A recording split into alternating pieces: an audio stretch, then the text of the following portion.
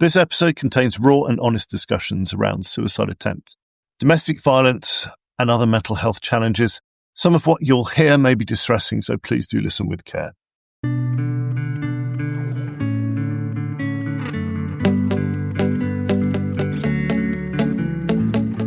Welcome to the Midlife Men podcast with me, Philip Briscoe. In today's episode, I'm joined by Adam Smith, a professional chef turned social entrepreneur, and the force behind the Real Junk Food Project and Surplus to Purpose. Adam's journey is inspiring, taking from kitchens around the world to the front line of the fight against food waste. And all of this from a very challenging start in life, not least being found dead in a car 13 years ago. So welcome, Adam. Thanks for having me, Phil. So let's start with that statement then. You were found dead in a car 13 years ago. Quite an unusual statement to start an interview with. But could you go back to perhaps what led up to that moment? Yeah, I mean, it wasn't just a single thing that happened. It was that wasn't the case, even though it was an event as such.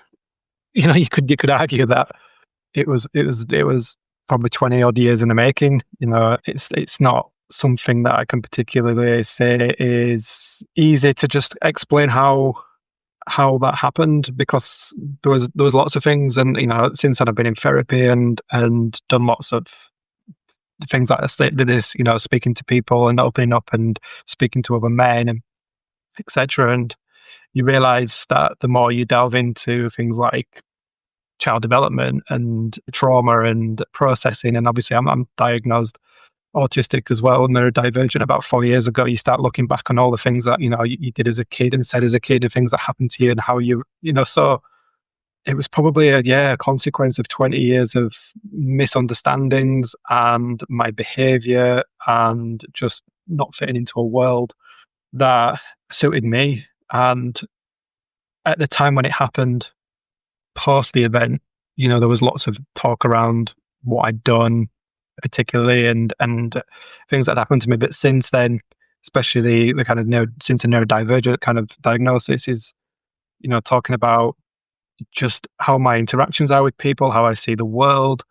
There's lots and lots of things. So yeah, I wish I could just pinpoint a single thing that happened and then it tipped me over the edge, but it just wasn't. That wasn't the case at all. It was an unfortunate series of events throughout my entire life, really, and you could pin it on pretty much any one of them, because some of them were quite horrific and traumatic. Just a single thing I could speak about would probably put a lot of people in that position.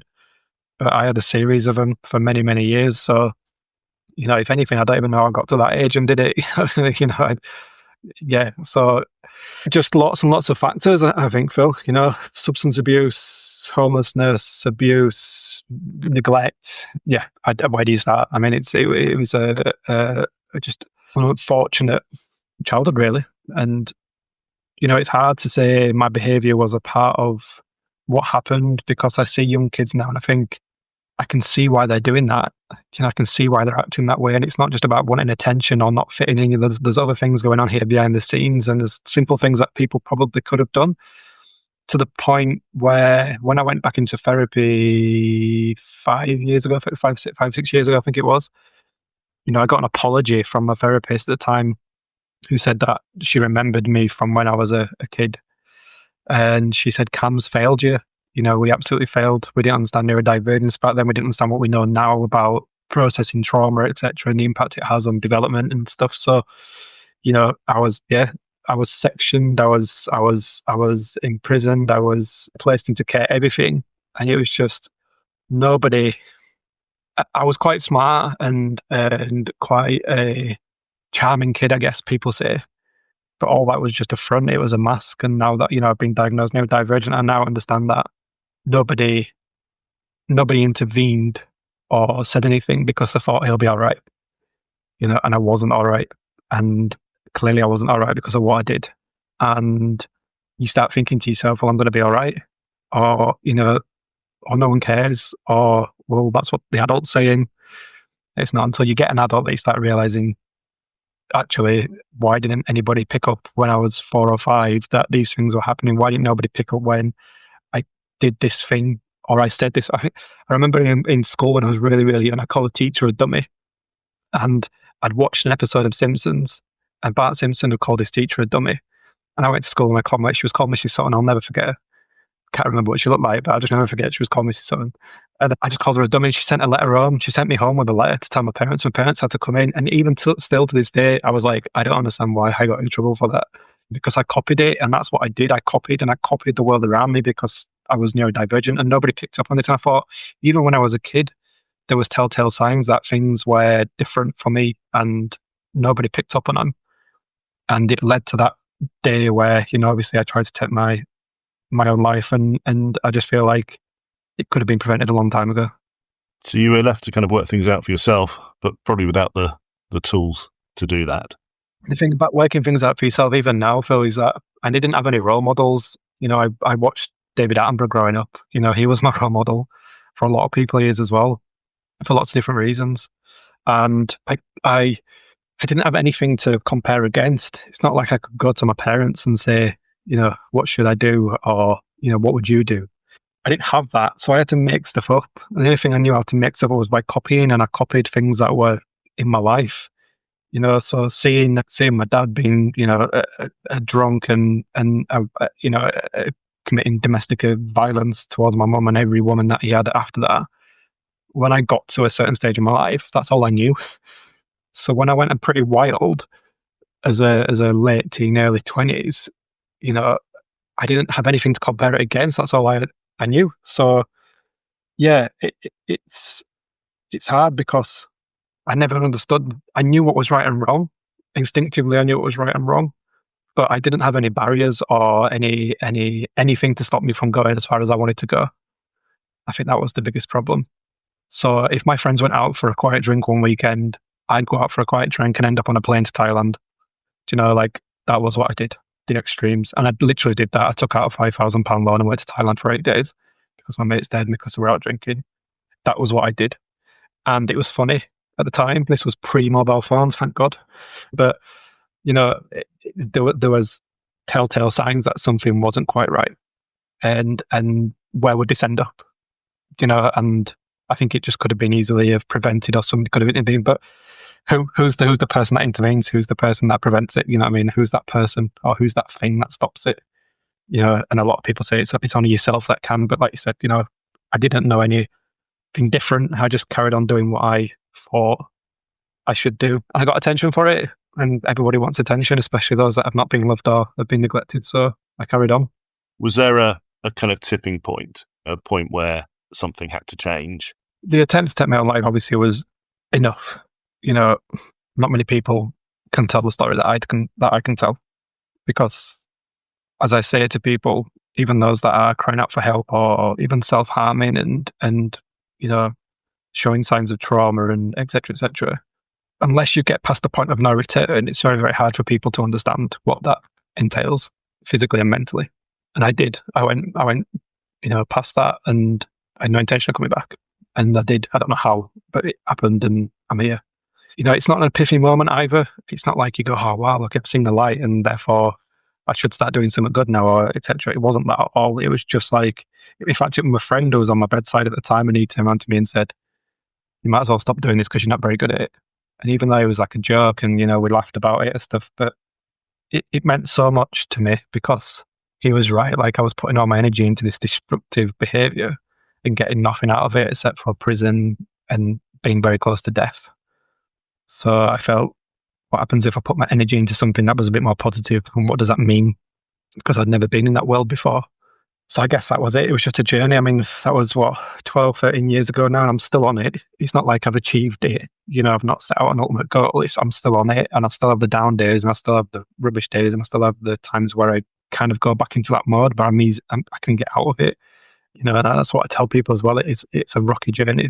But it's about not going back to that person and not going back to that behaviour and learning from those mistakes very quickly and doing something more positive. And that's the reason why I do what I do, is because I had this infectious energy that people wanted to be around me. And when I did the bad things, people were around me for the wrong reasons. And then when I started doing kind of more positive things, then I realised that I surrounded myself with people that I wanted to be around, and good people who believed in me and supported me and pushed me. So how did you then make the next step to becoming training to be a chef, if that was the next step, and how did that help, I guess, that next step in the journey? It wasn't necessarily a step, it was more a mindset. So I said I wasn't going to not, it's just going to sound really silly, but I grew up with Eminem, and I loved him. I loved his lyrics, loved everything he'd been through, and he meant so much to me. Probably got me through some really dark times. And that song 8 Mile, if you have one shot, one opportunity, would you grasp it or let it slip? And I just decided to myself that I would just grasp every opportunity and say yes. And I started just saying yes to everything. I know it sounds really silly and trivial, but I did. And I just thought, I'll just say yeah. And I was working in call centers at the time, and I was doing some mundane jobs. Didn't finish college and just, being a bit of a bum. And my friend said, why don't you just come and wash pots for us at TGI Fridays on like Boxing Day, which was like the busiest day of the year.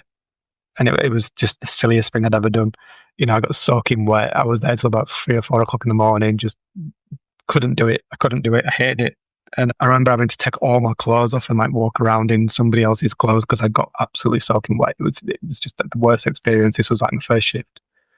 And I went back for some stupid reason, and I was around my friends who I'd grown up with, and that was the only thing I had. So I just went back. And then from then on, I've gone on to feed over 25 million people across the world doing the project that I do. So it was just a kind of like, if a door's been opened, just to walk through it, because even though it's the fear of the unknown, you don't know where it's going to lead you. And it might not be where you want to be at the time, but you might end up where you should be. And it was just a mindset. It was as simple as that. It was just, I don't have the answers. And with all due respect, Phil, none of us have the answers. We're all blagging it. But it was just, say yes, take the opportunities, don't worry about the consequences, and just be real and transparent and honest about it. And that's led me to where I am today. So that was perhaps even fate that your mindset took you to TGI Fridays as a pot wash on Boxing Day, actually then led to feeding 25 million people. That's a kind of sliding doors moment, really, isn't it? Yeah, it's not something that you can't plan it, can you? You're not going to sit in front of a careers teacher and say that that's where I'm going to start and that's where I'm going to end up.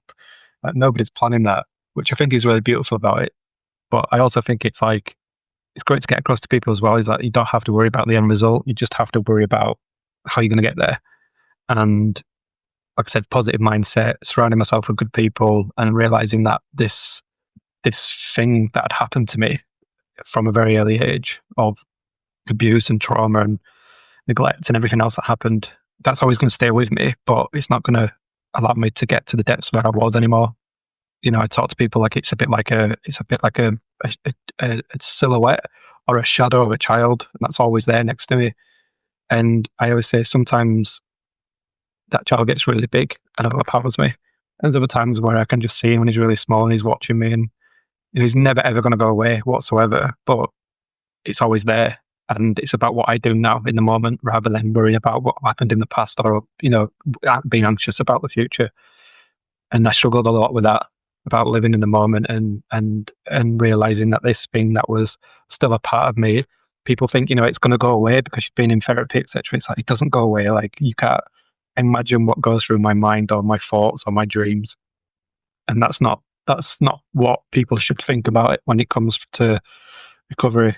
It's these things still haunt us. It's just about how we behave and how we act about it, and understand that it's okay to feel bad and okay to feel crap about it, because it did happen to us. We can't just push it to one side, but it's about the here and now, and only you then have got the opportunity to do something about that. As you kind of embarked on a career in catering, in chefing, that started to give you more kind of, I guess, belief in yourself, more direction. Did that kind of escalate as you became more and more successful, I guess, and working in different restaurants around the world? It's really hard to say, because I hated being a chef. Still do. It's rubbish. There's nothing good about hospitality whatsoever. Long nights, unsociable hours, toxic work environments, absolutely, mental chefs that I've worked for that are extremists and bullies and everything you can think of. I've worked with them. But the skill to be able to know how to cook, that was really empowering. A lot of that comes from my early days, as well as seeing the very, very few memories I've got of my mum before she left was her being in the kitchen. Me and my sister have got a birthday the day after each other, 3 years apart. So we always had shared birthdays on the weekend. We'd have a shared birthday party. And my mum used to spend time in the kitchen cooking and baking, and then we weren't allowed in. And then when we had the party, there was just food. And, it was just, I guess it comes from that really of being around food and somebody making something. And yeah, and food for me it's really, really pivotal to my life. I've got allergies and autism, so food has a very different impact on me than it does on other people. And so I had to research it and understand it, and that's what being a chef allowed me to do. It allowed me to understand food and work with food and taste food and be exposed to food, and then do something with it, which was good. So feeding people, it's one of the greatest things I think you could ever do. If you make food and people sit around and enjoy it, it's just overwhelming. And I thrived in that, and I just didn't like the experience of being a chef, but I knew that working in those environments were building me up, building my strength and building up my resilience and my tolerance and my skill set. And I had to get as much out of it in a short time frame as possible before I moved on. And yeah, I was maybe 5 or 6 years into my career before I tried to end my life, but then I vowed never to go back into it. And that's when I went to Australia, and I think after about 2 days, I was back in the kitchen again. So, it was what I was good at. I just knew that I had to power my way through that career to get out of it as such, but then take that skill set with me into a different aspect. And tell us about how then you started to turn your attention to food waste, and how the Real Junk Food Project started, and what that meant for you. That was a bit of an epiphany moment. So I was working in a Italian restaurant in Melbourne, and I had to go do my regional work just north of Melbourne. It's about 3 hours north in a place called Shepparton. And they wanted to give me citizenship in the restaurant, but they couldn't do it until I'd done my regional work. And I went out and did it. I worked on an almond farm, like just bashing these trees to get almonds out of it. Like some days you literally had to stand there and wait for these almonds to ripen. Like it was that bad. It was so boring. It was so hot. And when they were ready, you'd basically put a net under the tree and you just bash the tree with a stick and collect them and pull them. Like, honestly, it was so labor intensive, boring, hot. And whilst we were there, we were eating the same food as the pigs. There was about 8 or 9 pigs on the farm, and the farmer was feeding food to it, and the food was incredible. Like it was absolutely. I'll never forget the squashes and the apricots that came. That was so ripe and so beautiful. And I was like, why on earth is all this getting fed to pigs? Why can't we buy it? And the farmer basically spoke to me about, which will never leave me really. It's probably channeled the way that I've been throughout my kind of like activist career, I suppose you could say, an environmentalist career. He basically said, I'm not a charity, I'm a business. And, we have surplus between the farms, and then we share it with each other's livestock. So I was like, why don't you just feed it to the poor and needy and homeless? And he was like, why should I? Because this is, it's about keeping me, alive and keeping my livestock. And, it's about us. I can't afford to do stuff like that. And it just made me really realize that he was completely right. For me, charity shouldn't exist, and people in need shouldn't exist. And it's not this farmer's fault in the middle of bloody, not 3 hours north of Melbourne, that there is issues like this. And it was 22nd of February 2013. I was stood on this farm with a big stick bashing this tree, and I said, I'm going to create the Real Junk Food Project and feed the world with this food. Literally, just, I don't even know what the Real Junk Project meant, but it was all about showing people the environmental issues of food waste, but not actually trying to solve issues of poverty, and creating these inclusive environments that people could come and eat this food and potentially be part of the solution rather than sustaining this problem. And obviously, the more and more I've done this over the last 10, 12 years, the more and more I've learned globally around food waste issues and poverty and how the two are intertwined, etc. So I went back to Melbourne, and I was still working in this amazing restaurant, Gasolina. It was an Italian restaurant, and I became the head chef there. But then on my days off or my breaks, I'd go out to the little barbecues on the River Yarra, and it was like you press the button, you got 30 minutes of free heat. And I'd take all the surplus down and I'd just cook it. We were making like fruit salads and little bits of toast. I made some little jam and compotes and stuff. And it was like really, really basic stuff. But people wouldn't take the food off me because I was like trying to give it to them. I was like, do you want this? And they're like, no, we don't want it. I was like, it's food that's going to waste and we're trying to stop it from going to waste, etc. Not interested. I mean, it's a really kind of different demographic there. Very high disposable income in Melbourne. I think there's a stat that says you could eat breakfast, lunch and dinner for like 3 years without eating at the same place twice in Melbourne. It's just like some crazy stuff like that. So it's very, very about socially eating, about going out, etc. And people just didn't take to it all. But then I went to this thing called Lentil as Anything. It was created by a Buddhist monk, I believe, and a guy from Sri Lanka. And he basically set up this thing where you could go in and you could pay for the food, and you paid whatever you wanted, but you got this amazing food. And he didn't happen to use food waste, but he was buying food in and getting donations. But I was like, wow, this is an amazing concept of letting people give whatever they want, because they won't take it off me for free. But if I said to them, pay me something for it, they might have paid me and took the food. It was a very, very strange dynamic. So yeah, and then that was it. And I just went around, and I think I stayed in Australia for another 3 months after that, and just researched what on earth I was about to do. I went to go work on a farm in Queensland, on a Hare Krishna farm. Spoke to this Hare Krishna leader called Madreya, and I said to him, look, I want to create these restaurants and cafes all over Australia, and let people pay what they want. And I'm going to use food waste, and people can not just pay with money, but they can pay with time and skills as well. If they want to dance, if they want to sing, if they want to give something back, they can do. And he said to me, you can't feed the world unless you feed your hometown first. And I just knew straight away. And I think he left me sat on his farm. I was on this hilltop with him, and he just left me. And I was there for about 4 hours, and I was going, you absolute bugger. Like, this kind of, he didn't mean go feed everybody in my hometown. Obviously, he meant so much more than that, but he left me there pondering it. And yeah, it just made me realize that I had to come back home. I had to come back to Leeds. I had to face my problems. I had to achieve what I wanted to achieve, where I belong and where I started, before I then go out and try and feed all the world, because otherwise I'd just be always running away from my problems. And just in that simple sentence, I knew that's what he meant. You know what I mean? And I bet he went away with a little wry smile as well, knowing that he touched a nerve. And that's what I did. Yeah. So then I came back to the UK and set up a cafe. I think I landed in 10th of December. Did that lead you to searching for kind of therapy at that point? No, still nowhere near that point. This was just about a mission, I guess, that I'd decided to put my heart into. So this was like, at this point where I'm sat on the farm, probably 18 months to 2 years after trying to take my own life. So it's still very fresh and very traumatic. But no, man, literally after I came round in the hospital after 3 days, they just let me out. That was it. I think there might have been a follow-up of some sort, but after what I'd just done and the seriousness of it, and the fact that I had a mental health history all the way back from 11 when I was sectioned, still there was just nothing.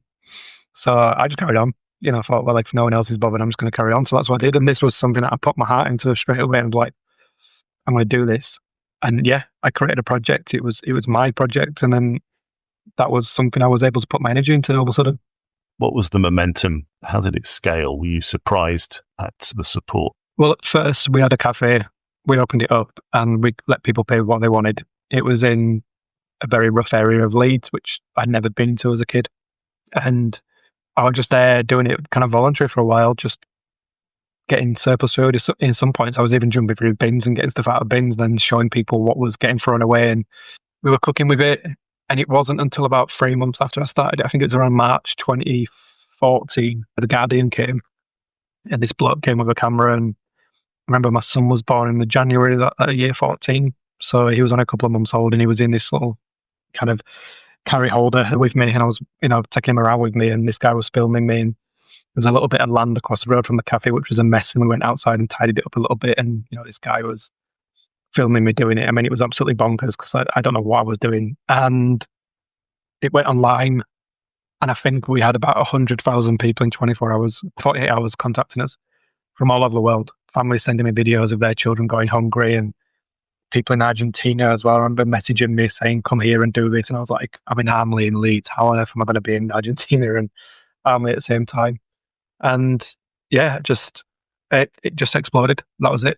People from all over wanted to copy me. I kind of socially franchised the model and let people copy it and do it.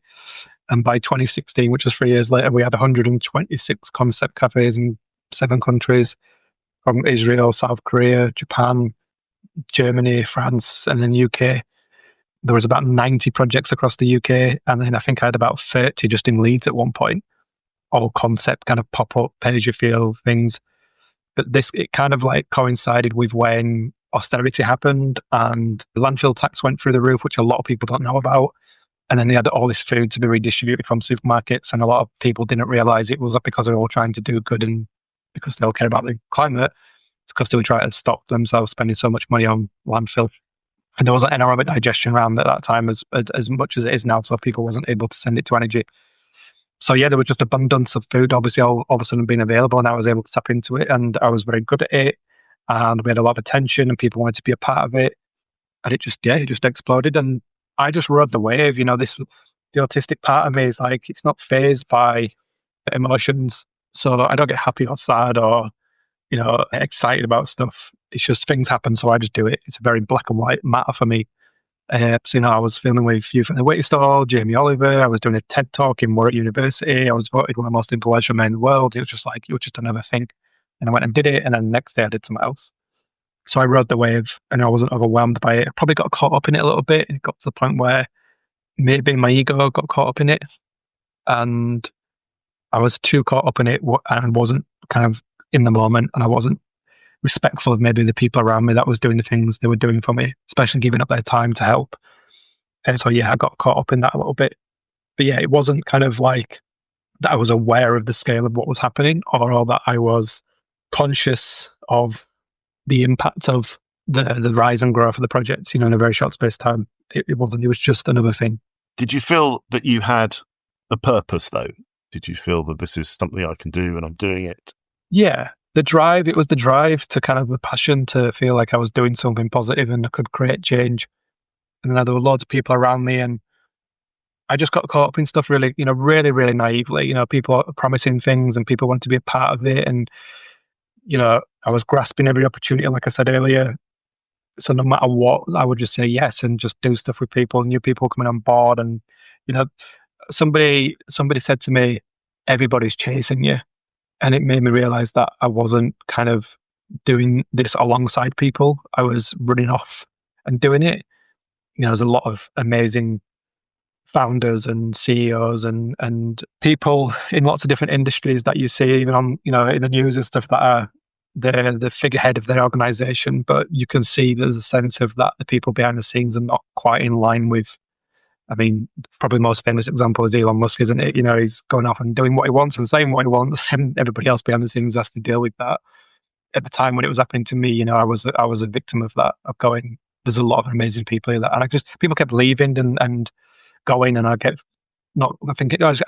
didn't care, honestly. At the time it was like, yeah, they're going, there's nothing I can do to stop them, so I'll just move on to someone else or someone else. And it wasn't until someone sat me down and was like, you're going to keep losing lots and lots of good people if you don't stop. Somebody told me it's about building structure. It was like, you don't really have much structure at the time. I remember he was in the cafe and he said to me, he didn't want to join because there's not a lot of structure here. And I was like, what do you mean structure? Like, we do this, we do this, we do this. And then I knew what he meant now, because obviously I've built businesses now that I do have a lot of infrastructure and policies and procedures and all the other stuff that goes with it. But at the time, I didn't have a clue. And I was just riding this wave completely naively as this person that was a figurehead that was in the news, the front page of the big issue and all this other stuff. And I was like, this is it, innit? But then not realizing there was not really much behind the scenes except for a bunch of people all trying to stop food waste, basically, which, was amazing in itself. But yeah, if I'd have done it now, I could have probably built a better foundation than I did. Do you think you were, as you'd done when you were much, much younger, do you think you were just working it out for yourself? Was that your kind of fallback? Yeah, absolutely.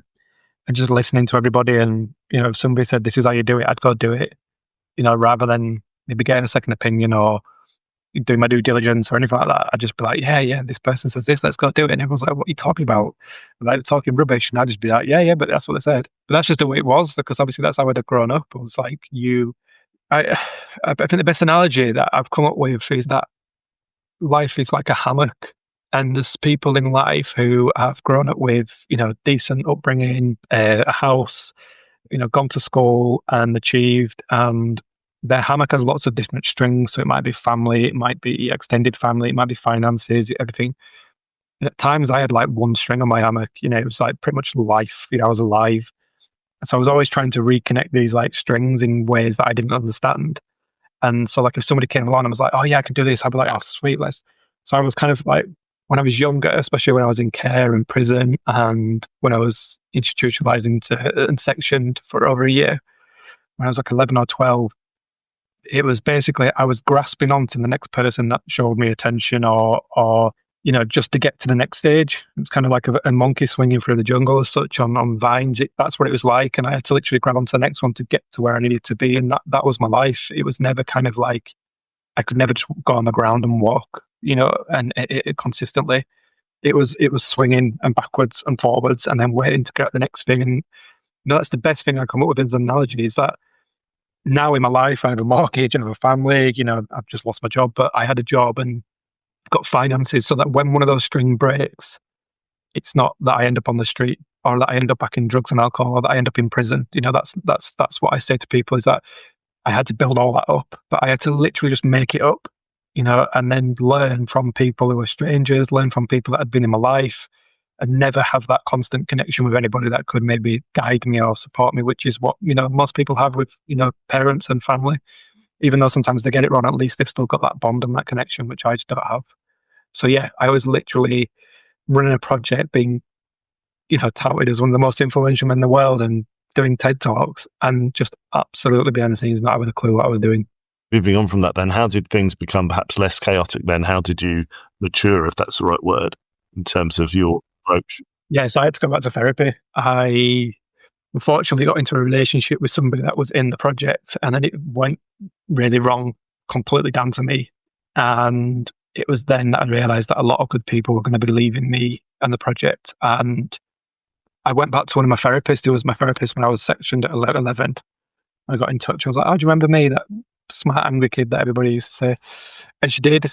And I still talk to her now. And yeah, we sat down and we went through some like PTSD therapy. And she realised at the time, and after, it was only about 6-7 sessions, that something else was going on here. And that's when I was diagnosed with the autism. And she was like, "Your brain is able to do things which a lot of people can't do." And, I was processing trauma like in 30 minutes, in sessions, doing EDMR therapy and stuff. And just, she was like, "You're moving way ahead." And I was like, "Yeah, but I need to just get all this out of my head. I've got dreams and images and situations which I don't even know if they're real or not, and my brain can't understand them." And I was trying to do it all really, really quickly, and even she was quite astounded at the kind of the speed I was doing this. But I was like, I feel like I'm ready to move on. I want to not be this traumatic kid anymore, and I need to be this person that people associate me with.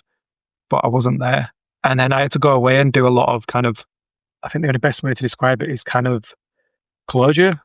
So I went to streets and houses and people that I'd grown up with, either people I'd hurt, places where things had happened to me, and I just went to these places and just processed everything. Literally years worth of stuff that happened, I was processing in a matter of minutes, and just kind of trying to reframe it all in my head and just put it to one side and close it and say, look, it's done, it's gone, it's not even the same place anymore, or they're not the same people, I'm not the same person. I had to go back and apologize to a lot of people who were just like, "Don't worry, I've moved on," etc., etc. But I was like, "Well, that's great, but you'll probably never hear from me again," that kind of thing. I'm not here to be a friend. Probably some really stupid stuff, people that I probably shouldn't have even reached out to, that I ever hurt too much or, hurt me a lot. But I did it. And I just felt like, this is just all about me dealing with it the way that I need to deal with it to be able to just move on, so these things can't haunt me, or so that I can't not process situations or understand them as well, which was the hardest thing.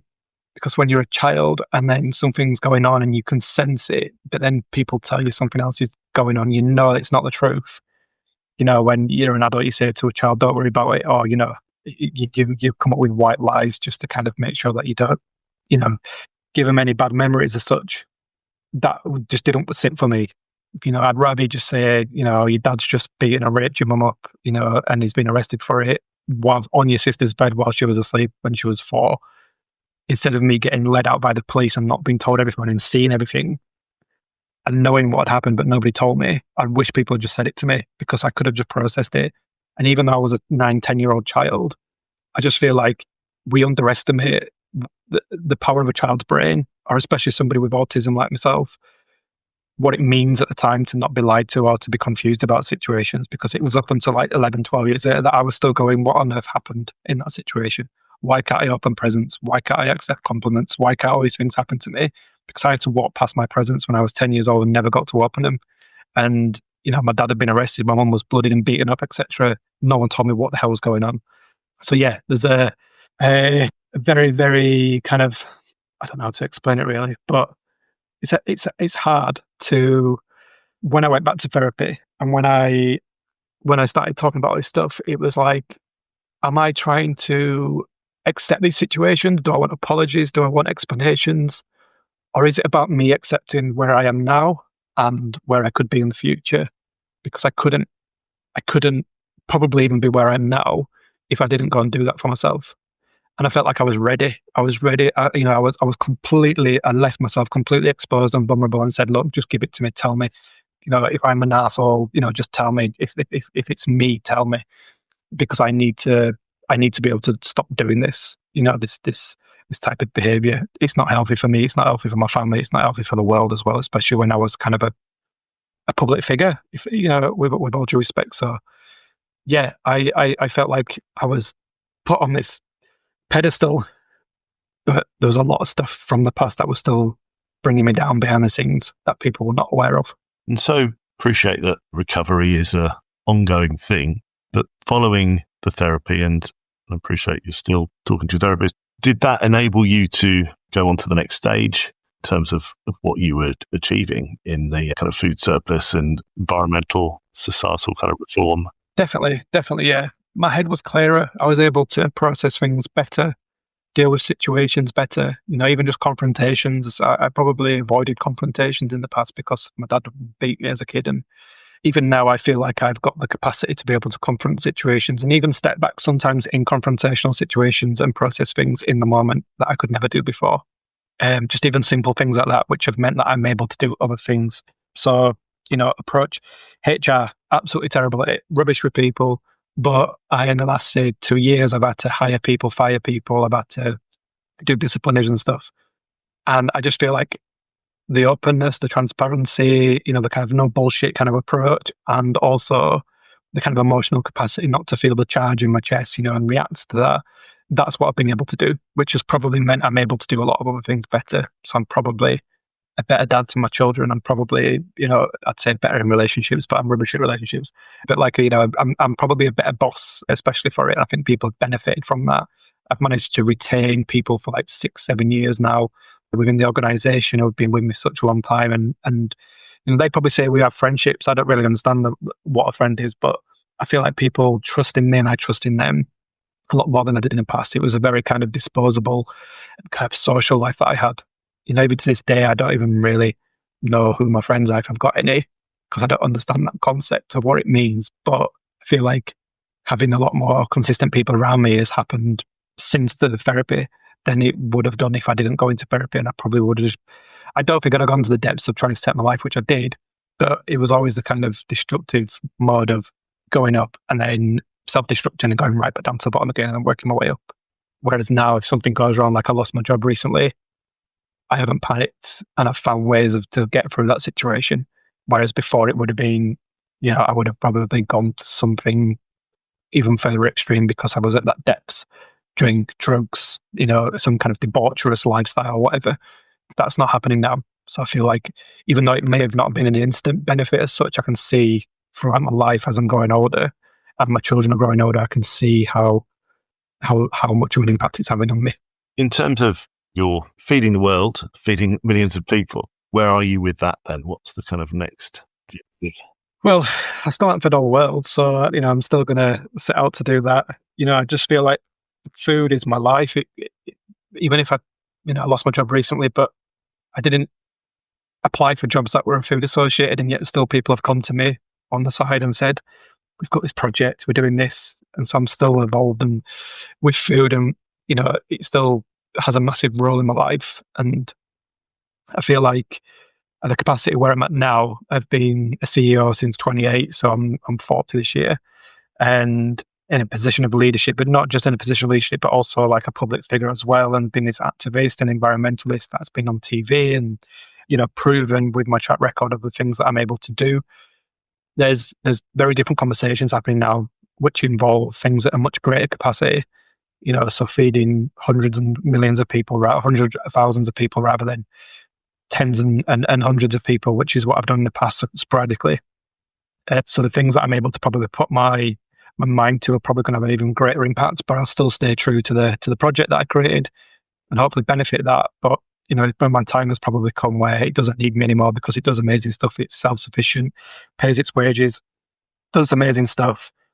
But I'm able to go out now at a much higher capacity and hopefully bring people into the project, but hopefully have a greater impact in doing other work as well, which just happens to be around food. So yeah, the whole kind of concept of feeding the world, it wasn't about me standing there with a giant pot of stew and handing out ladles of people in queues with little bowls, begging for more. It was all about empowerment. It was about education. It was about how to create systematic changes. And that has happened in my short kind of career in 10 years.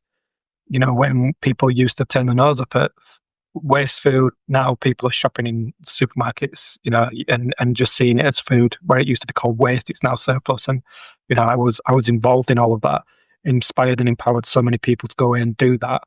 And now it's seen as kind of like the norm. We've got a lot further to go, and there's a lot of things I would like to see in terms of change in my lifetime. But I do believe that I may be around that table when it comes to those discussions around how those changes look.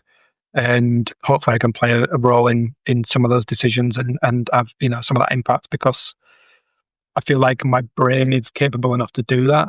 I've always thought elitist, which is really, really hard for some people to understand. But one good example is, I think I was about 6 or 7. I was in a school for it must have been about 4 weeks or something. I was in this primary school for. I must have had about 20 or 30 primary schools when I was a kid.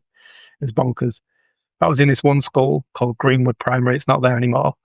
And I'd been thrown out of the school for misbehaviour. I can't even remember what I did. I think I threw something at somebody else. I can't remember what it was. It was some act of violence, but I didn't hurt anybody.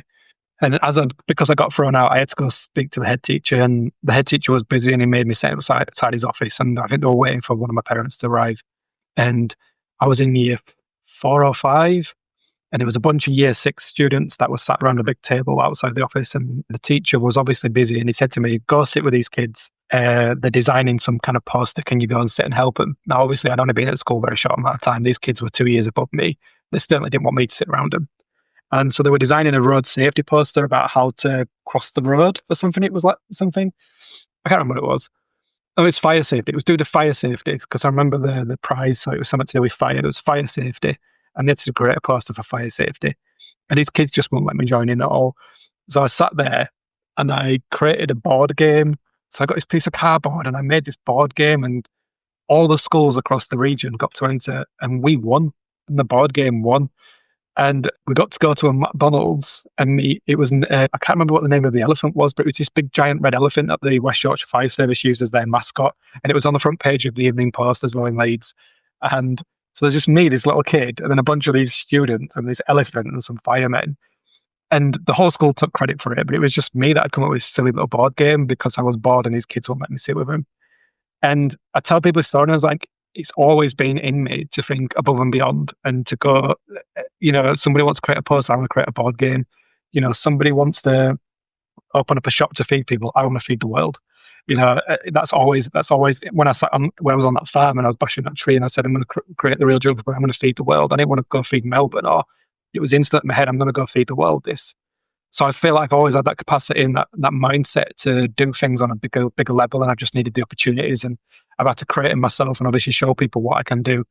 And I feel that's my time now. That's my path. There's some of the conversations I'm having with 2 or 3 people are talking about huge projects will have massive impacts. They all revolve around food. They intertwine with one another, but they all relate back to the project that I've got as well. So yeah, there's some really, really interesting things to happen. And then who knows, like I said, the goal is to feed the world, and I don't really know how I'm going to get there, but that's the ultimate goal. And I think that's a lot of things with like people who are neurodivergent, is like we set goals, but we don't understand the path.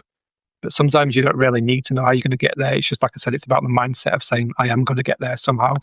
And that's just the way I think. And hopefully that's what I'll be able to achieve. But another thing I said when I started it was that I didn't want to lay on my deathbed and turn around to my children and say I didn't try. And, I still feel like I've got more to give. And therefore, and my son now who's 11, he comes to the project, he volunteers there on days when he's on holiday or after school sometimes, and he serves customers and he's helped me do all sorts of wonderful things. There's loads of pictures of him with like group volunteers and and I just feel like, wow, I was able to do. There's not many kids that can go work in a massive food warehouse and get on a forklift with their dad and move massive pallets around or go to places and see things that the kids would never even be able to dream of. Thousands of pallets of food and drink being thrown away.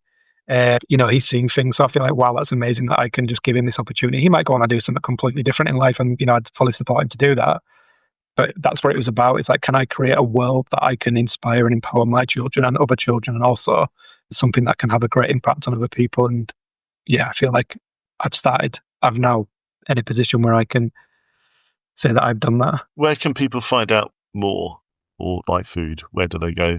So the website does everything for us, surplus2purpose.com. We've just moved, unfortunately. We have to left our Leeds warehouse and we're now in our Bradford shop. So that people can order online, they can come shopping with us, they can volunteer as part of a work day, as part of a corporate group. There's a section on there about Adam, which obviously tells you about the stuff that I've done, things like this, podcasts around mental health and things that I do around the environment and food and also how to get in touch as well. So it's all through the website. And obviously socials, Surplus to Purpose is on our socials. People can follow our story. We've just got something going at the moment where we're trying to rescue, God knows how many tons it is, but there's tons and tons of cauliflowers that are going to waste. And we're trying to rescue them, and people can donate £5 and it pays the grower to release these cauliflowers and stop them from plowing them into the land. So there's lots and lots of like activities and events that we're always up to, mischievous things where we're trying to stop waste and save the planet at the same time. So yeah. Okay, well, we'll put the link in the show notes as well.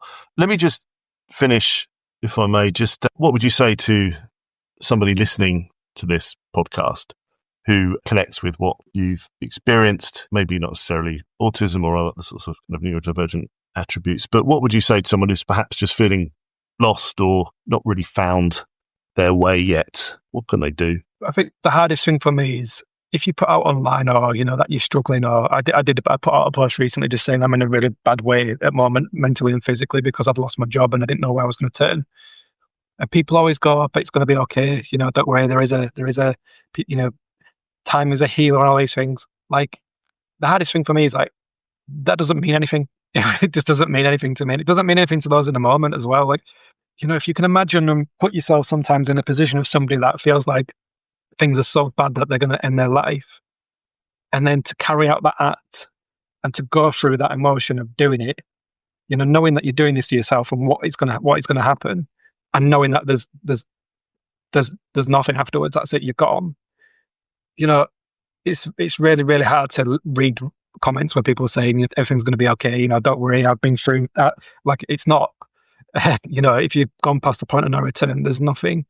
It's hard, especially when you're also sat there feeling like there's nothing else whatsoever. You've got no support. Like I said, the hammock, you've cut all your strings. There's no finances. You're drinking, or you're addicted to something, and maybe one thing has tipped you over the hedge. Like an argument or something. And I just feel like when you're in that moment, I remember that specific moment when I think I'd gone to a family member's house and asked them to buy some drugs off him. And I poured it into this bottle of water, thinking if I just down this bottle of water, that'll help speed up the process. Stupidly, it kept my heart beating when they found me, and they just missed my heartbeat. That's why I was pronounced dead. But then the Class A drugs had just kept my heart beating. That moment when I had that bottle and I poured these drugs in, I remember it. I remember, like I'm sat there now doing it. It's really, really, really difficult to know what to say or do, because I don't know if anything could have stopped me. Even if somebody had found me, I'd parked myself in the middle of the woods. Like, I just don't know if anything could have stopped me. So it's really, really difficult to say in the moment when you've got there that things will be all right if you don't do it, etc. For me, and a lot of people say this to me about what would you say to, like, your 10-year-old self and stuff. And I'm like, I wouldn't say anything. I'd have just gone back and hugged him. He just needed a hug. And I feel like there was a piece of work that came out for something called Simon on the Streets in Leeds, which is a homeless organisation. And they said at the point of trauma, it can take up to 11 years for somebody to become homeless. 11 years after the point of trauma. Like, it's not like something happens to them and the next day they're on the street homeless. It's 11 years of everything you can imagine that could happen to you in your life before that person then becomes homeless. And I just feel like there's a lot more work we can do to be preventative. And sometimes it means being in the moment with somebody, it means reacting to a situation or not reacting to a situation. All these things can develop over time that could put somebody into a position where they're going to feel like enough is enough. So for me, if somebody's in that situation, feel like there's very little you can do. There is very little. I know it's really hard to contemplate, but it's hard. There's things that we could have done a lot more before. There's a lot of people that could have helped me, that could have stopped me, that could have put their arm around me, could have hugged me, made me feel loved, not neglected, etc., etc. And I feel like that's what we should be doing more of and focusing on is go hug your children, tell them you love them, do the things that are difficult, and trust me, those things will have a huge impact. I remember things that people said to me. I remember things that people did to me, how they made me feel when it was positive, when I felt loved, and I attached myself to that. I didn't get enough of it. And even now to this day, I've got 2 children, and I tell my daughter everything. I live with my daughter, and I tell her every day I love her. When I see my son after school, I hug him and I kiss him. And I don't care if his friends are watching him or if he feels embarrassed. I'm hugging him and I'm kissing him. Because when he's older, he'll remember that I hugged him and I kissed him no matter what. And I made him feel like I loved him. And I think that's more important, Phil. Because if we do that more, then people wouldn't end up in the situations that I were in. And I think that's like I said, I know so many people who are not here anymore, and there's lots of things where you look back and go, fuck, I could have said this, I could have done this, or and all that regret. Don't have that regret. Go out and just hug them, kiss them, make them laugh, whatever it is. Reach out to them, because it means so much. It really, really does. So that when you end up potentially in those situations, even now when I've been in my dark days, I've got a friend, and sometimes he'll just talk to me about football. That's all he talks to me about, and he just messages me. I don't live anywhere near him, but I can just message him at any point and talk crap about football with him. And it's just, he'll reach out to me no matter what, and just talk about football. Even when he don't. Last night when we were talking about the European Cup final, he's messaging me now about how funny it is, etc. And it's just little things like that where you feel like wanted, or somebody's wanting to give you attention. It's not tokenistic. It's not passive. It's real intent. And I feel like those kind of moments and that kind of behaviour is much more important than what can we do or say to somebody that's in that moment, because it's really, really difficult to go, I know what you're feeling, because I don't. You're a 30, 40-year-old bloke about to take your own life. Like, I can only imagine what you've been through and what's been said. So, yeah, I just feel like there's more that we can do, Phil, as people and as society to go out and prevent those things a lot more. Go and hug somebody and just let them feel loved and cared for, because it sounds so silly, but it means so much. Brilliant. That's a really perfect way to finish this interview. Thank you, Adam. Thank you so much. Thanks for having me. Thank you for listening to the Midlife Men podcast with me, Philip Briscoe. If you can relate to Adam's experience and need immediate help, you can call Samaritans on 116 123 if you're in the UK. Or if you're in the US, you can call the 988 Suicide and Crisis Lifeline. And if you're in Australia, call Lifeline on 131114. As always, we recommend that you speak to a GP or a mental health professional. If you want to donate, volunteer, shop, or just find out more about Surplus to Purpose, then visit the website www.surplus2purpose.com. To help raise the profile of the podcast, I'd be really grateful if you could leave a rating or review on your preferred platform, or directly on the website at mid-lifemen.com. Finally, there's now a book called Men Speak Up, Journeys Through Mental Health, which is based on the podcast and available on Amazon and other online retailers.